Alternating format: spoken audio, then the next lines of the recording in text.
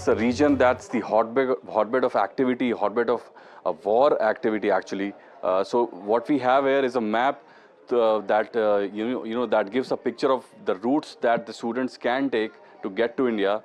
In the same region, we have a lot of countries that are allies of India and also adversaries. So what we have here are the allies: Armenia, Turkmenistan, and Iraq.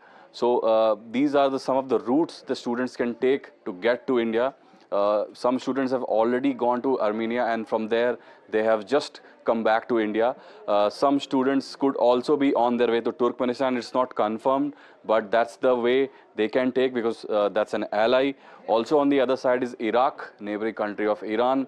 So far there's no report as to any students going to the other side to Iraq, but that will have to be confirmed.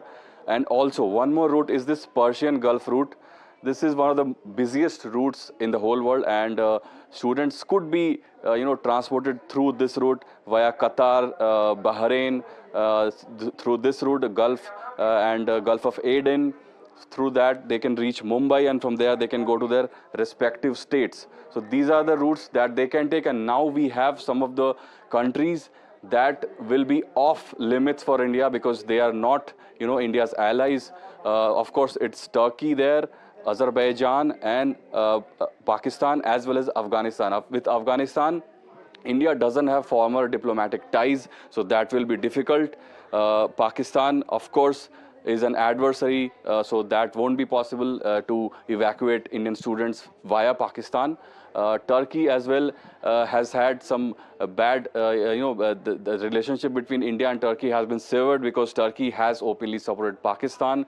Same goes with Azerbaijan, which is also a strong Pakistan ally, hence does not have a good relationship with India. So these are the countries India will have to avoid to evacuate the students.